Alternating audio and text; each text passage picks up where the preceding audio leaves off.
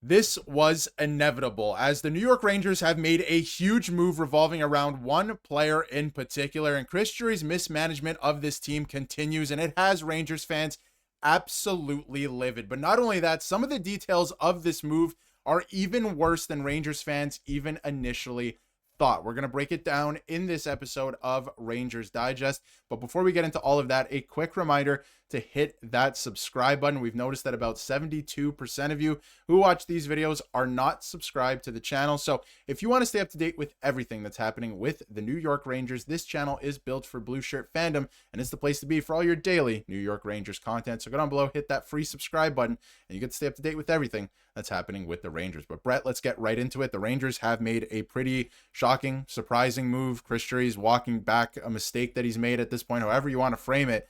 We're going to talk about it. And it started with this earlier today. They were on the ice skating, and of course, they're dealing with a lot of injuries right now. Jonathan Quick is on the IR with a lower body injury. Will Borgen and JT Miller are skating, but non-contact jerseys, they're out. But one guy was missing from skating today, and it was Juuso Parssinen, and Chris Johnson said that it was just roster management for his absence, which to me spells either a trade is coming or he's going on waivers, and that's exactly what happened. He is now on waivers, and this complicates a lot of things. We're going to break it all down over the course of this video, but a lot of people are pissed, for lack of a better term, about this move. People are, dumping on Chris Drury. Again, fans are really upset because he signed him to a 2-year contract extension, and just 2 months into the season, Bret, he is on waivers, and this is looking like a bit of a disastrous move. And guys, I have to admit, before I send it over to you, Bret, I'm going to eat some crow here, because just a couple months ago I said this was a good move, and Chris Drury made a good move here.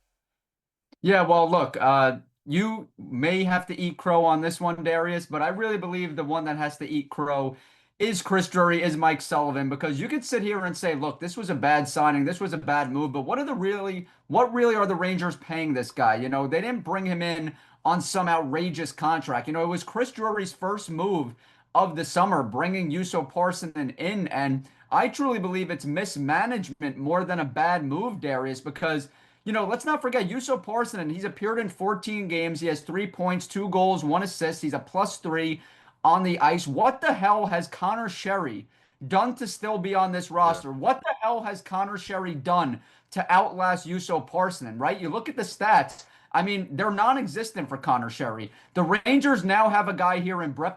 We saw it last night on full display.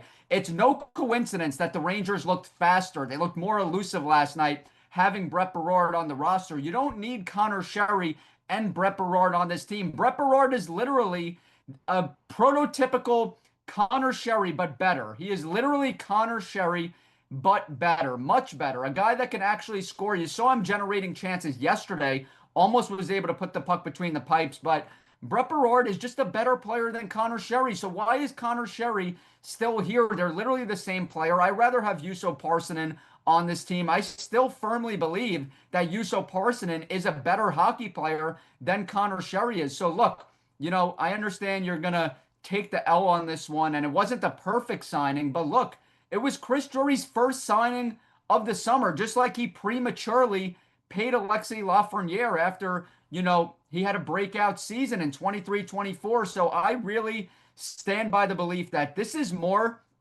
on Chris Drury. This is more on Mike Sullivan than Juuso Parssinen, the player. I firmly believe if Juuso Parssinen got a real opportunity on this Rangers roster, all of us fans would be saying that guy is a better player than Connor Sherry. That guy deserves to be on this roster, not Connor Sherry, who's on this team for what he did over a decade ago, Darius. This is ancient history. This is over 10 years ago when Connor Sherry was actually doing something at the National Hockey League level. So I'm really flabbergasted. I'm angry. It's not that I love Juuso Parssinen. I just think he's a better player than Connor Sherry. And I think that he's fallen victim to a numbers game at this point. We'll get to that in a second, because it is a situation where you're dealing with injuries. You have to call up some players, and you can only hold so many players on the roster, and you can only have a certain amount towards your salary cap, of course. And like you mentioned, I mean, Connor Sherry, if you're talking about 1-versus-1, has 5 points so far this season. Juuso Parssinen only 3, but he's played in less games. He's only played 14 games, Juuso Parssinen has. He's also not a goal scorer. Keep that in mind. The role that he plays is he was supposed to be a third-line center. But the reason this gets complicated now is because coming into camp, you had a guy like Noah Laba make the team, right? And looks so good, and that he's going to be on the team for the foreseeable future, right? You can't take him out. He is a new third line center. That's what he is.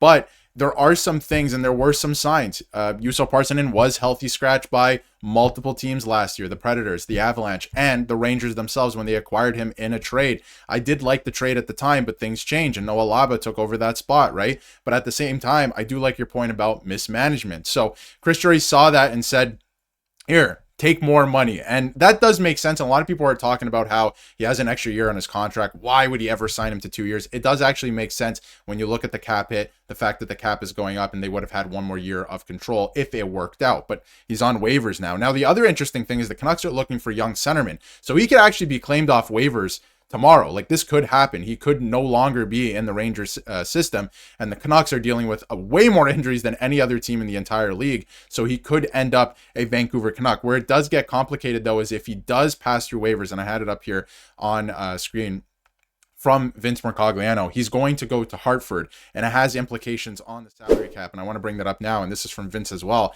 He said that they can bury 1.15 million of Parsonen's 1.25 million by stashing him in the minors, which would only leave them on the hook for $100,000 in terms of NHL cap space. So it's not horrible in that way, but when you look at it, and I know what the comments are going to look like, the comment section in this video, Chris Drury, mismanagement, all of these things. Why would they sign this guy if you knew he wasn't going to be in the lineup? A little bit of it is hindsight 2020. But when you look at the lineup, he doesn't fit in this lineup anymore. But somehow Connor Sheary's still here. And Brett Berard, I like your point before I throw it back over to you. He looked really good last night. He was battling the speed, all of those things. And a lot of people said he didn't do enough in preseason to make the team, maybe in terms of point production.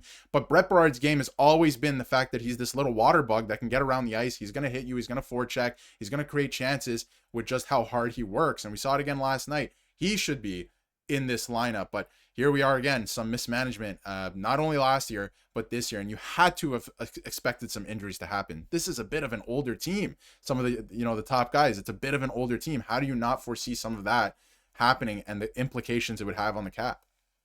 Yeah, Darius, you literally hit it on the head. I mean, when you talk about Connor Sheary, when you talk about Bret Berard, and same with Mike Sullivan, when Mike Sullivan is at the post-game or pre-game podium talking about these two guys, it literally sounds like he's talking about the same player. The only difference is, and what he fails to mention about Bret Berard, is that Berard can actually score the puck. You need to score pucks to win in the National Hockey League. I get the Sullivan structure. We saw last night they were more buttoned up. I get all that. But the Rangers need to, if they're going to keep generating chances, they need to execute. They need to score. Connor Sheary does not bring that to the table. 86 games.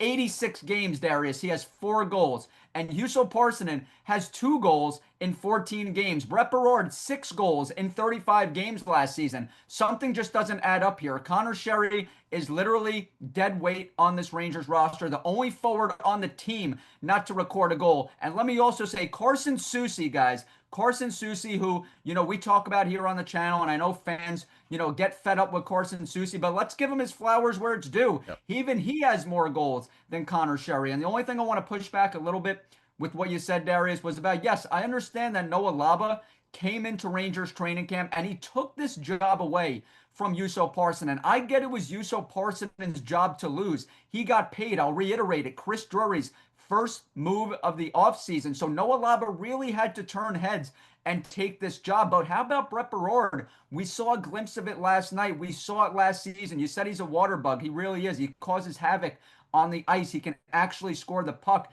Did he not earn the right to have a place on this roster over Connor Sheary? I mean, Connor Sheary was one of the last moves that Chris Drury made. Connor Sheary hasn't been productive in the National Hockey League in years. Tampa Bay only needed 5 games to see it last year. Tampa Bay, that's an organization that has been successful. That's an organization that is one of the best teams in the Eastern Conference. And it only took them 5 games last year to see that Connor Sheary was simply not it. So I understand the connection that he has with Mike Sullivan, but enough. Enough is enough. It's about the team. The Eastern Conference is weak. It's tight. And the Rangers need to make moves in the best interests of the hockey club. And the best interest of the New York Rangers is not having Connor Sheary on this team. Juuso Parssinen did not deserve to to get cut before Connor Sherry. I will stand by that. Yeah, and I could agree with that. I could absolutely agree with that. And at the time, I said it, and I'm going to eat crow now because he's not on the team anymore, and he might get claimed off waivers. And by tomorrow,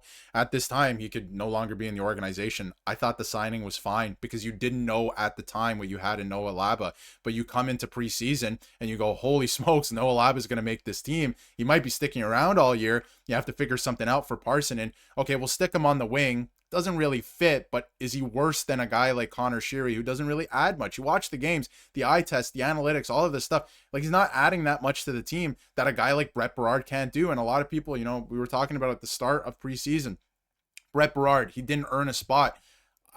Just in one game yesterday, like, he's earned a spot to me. He's adding different elements to this team where a lot of guys kind of do the same thing. So I do like it. I do think that Brett Berard should be on this team over a guy like Connor Sherry. And I think that Parssinen was just a victim of the numbers game at this point with the current, standing of the team, how many guys are on the roster. But this is, and I think you hit the nail on the head at the start of this video, it's mismanagement by Chris Drury, and it has to be better. And it just continues and it continues and it continues. And at some point, and I've been very complimentary of him on the channel because at times I think he makes smart moves. And I think giving Parssinen 2 years was smart with the implications of the cap going up. I think it was smart at the time, but he continues to make these other weird moves that make no sense and then handcuff him. So then he has to go ahead and do something like this. So any final thoughts, Bret? Because this is a weird one. We're going to get some clarity on this tomorrow as well. So we'll have an update on that. But Juuso Parssinen is at the very least going down to Hartford.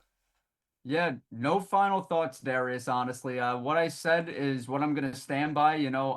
I love the point that you made about Noah Laba, coming in here and, quite frankly, ripping the job away from Juuso Parssinen. But, what I've seen from Brett Berard last year, what I saw from Brett Berard last night, the Rangers looked dead, on the West Coast. This was supposed to be the best, team in the National Hockey League on the road, and they looked slow. They just looked dead, like I said, out there on the ice every single game. And then all of a sudden, Brett Berard comes to town and the team is moving and grooving. The team is, moving up and down the ice at a different speed than we've seen the entire year. So, if it were up to me, Brett Berard took Connor Sherry's spot. I get that Laba took Parssinen's spot, but let's be fair. Brett Berard, he's a better player than Connor Sherry. Connor Sherry should not be on this hockey team. And that's my final thought. And we haven't mentioned it all video, and I don't really like to mention this stuff on the channel, but there is a connection there between Connor Sherry and Mike Sullivan. And if you don't know about it, go ahead and Google it. I don't want to get into it too much in this video, but let us know how you feel about this whole situation. Of course, best case scenario, I guess at this point, is he gets claimed by the Vancouver Canucks and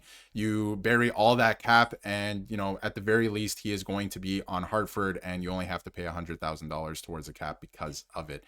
So very interesting stuff here. Let us know how you feel about all of these moves in the comments down below. And I'm sure there's going to be some fallout tomorrow, and Chris Drury and Mike Sullivan, I'm sure, are going to have some thoughts and some quotes coming out tomorrow about this as well. So we'll have you covered for all of that. If you haven't yet, hit that subscribe button so you can stay up to date with everything New York Rangers.